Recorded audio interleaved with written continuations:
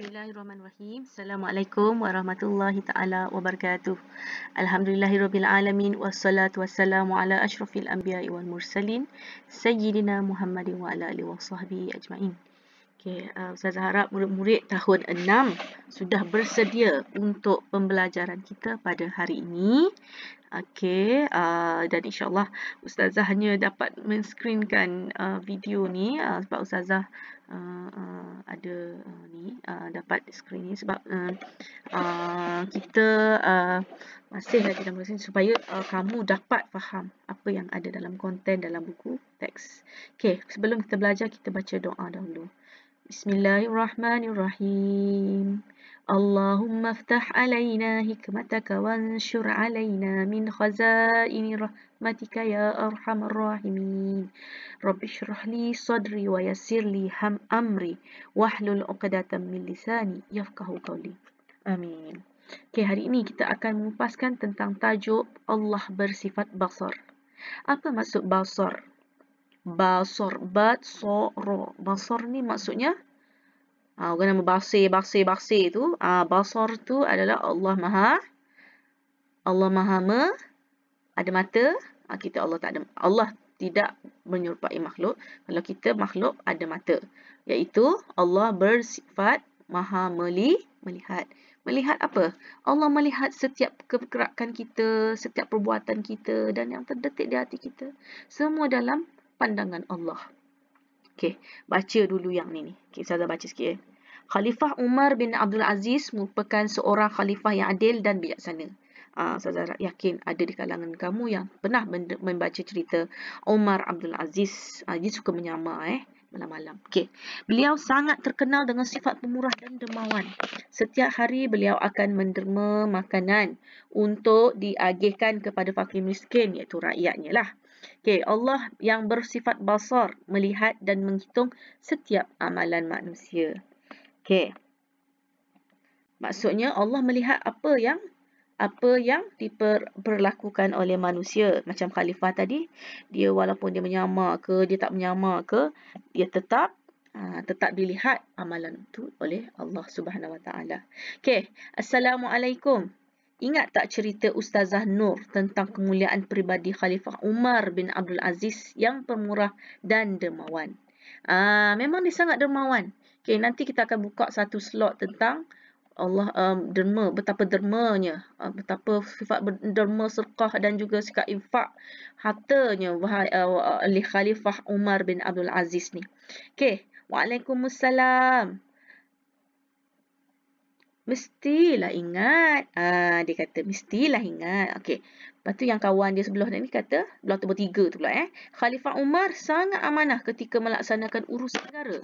Beliau tidak pernah menggunakan wang dan harta negara untuk kepentingan diri dan keluarga beliau. Akan memadamkan lilin yang diperoleh daripada wang negara dan menggunakan lilin sendiri ketika berurusan dengan hal peribadi khalifah. Maksudnya dia tak guna pun lampu tu untuk peribadi dia. Dia akan padam dan dia akan guna lilin yang dia beli. Betapa pemurahnya. Dia sangat syadid, orang kata sangat teliti bab-bab hak-hak orang ni, hak kerajaan. Dia tak guna langsung. Okey, nombor 4. Subhanallah. Hebatnya kehebatan Khalifah Umar terhadap sifat basar Allah. Dia tahu Allah melihat setiap perbuatannya akan ditagih di akhirat nanti. Setiap apa yang kita buat di bumi akan dipersoalkan oleh Allah di akhirat. Okey, sifat basar berarti Allah Maha melihat setiap perkara sama ada yang nyata atau yang tersembunyi. Okey, contoh, awak pergi kedai tiba-tiba awak jumpa duit. Awak tengok kiri, tengok kanan, piti RM60. Tengok kiri, tengok kanan. Ada piti tak? Ada tu. Ambil piti itu maksudnya Allah melihat. Orang sekeliling tak nampak tapi Allah melihat. Sifat basar Allah tidak memerlukan peralatan dan tidak terbatas. Allah boleh melihat seluruh umatnya. Nak kata Allah ada mata, jangan mensabitkan zat dan sifat Allah dengan sifat makhluk. Allah dan makhluk tidak sama. Okey, Maknanya, kita wajib beriman bahawa Allah bersifat basar dengan meyakini setiap perlakuan kita dapat dilihat oleh Allah walaupun manusia tidak dapat melihatnya. Macam tadi, ambil duit, jumpa duit pialang, rupiah. Tak ada orang tengok ni. Tapi siapa yang nampak? Allah yang nampak. Orang tepi kiri kanan tak nampak. Tapi Allah yang nampak. Okey. Itu adalah sedikit tentang Allah bersifat basar. Okey. Apa dalil Allah bersifat basar ni?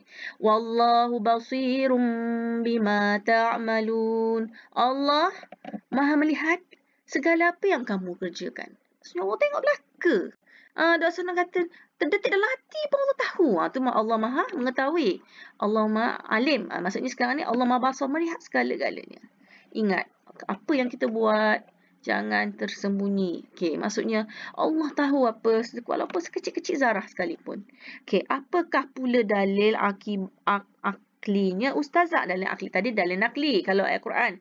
Dalil nakli, dalil aklinya Allah memiliki segala sifat kesempurnaannya. Tak ada manusia yang akan sifatnya sama dengan sifat Allah. Okey, dan kemuliaannya. Oleh itu mustahil bagi Allah bersifat kekurangan seperti tidak dapat melihat. Mustahil lah Allah tu tak boleh melihat. Dah, kalau Allah tak boleh melihat, Allah kan Tuhan kita.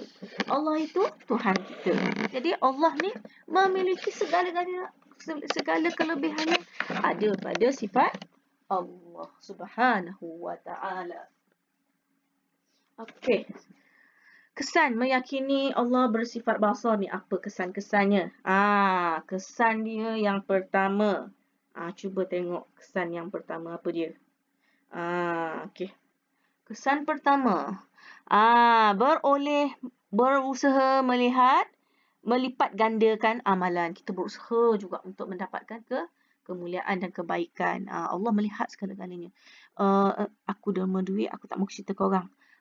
Orang tak tahu. Itu sebaik-baiknya kalau kita memberi derma orang sehinggakan tangan kanan memberi sehinggakan tangan kiri tidak dapat melihat. Maksudnya sampai macam tu sekali ya. Okey, berhati-hati dalam setiap perbuatan. Hati-hatilah setiap perbuatan. Okay. Berjaga-jaga, janganlah. Contoh COVID, nak isap rokok. Okey. Nak isap rokok. Ni orang-orang besar lah nak isap rokok. Fikir sedalam-dalamnya. Sentiasa memelihara akhlak. Jumpa telefon, jangan ambil. Ingat tu ya.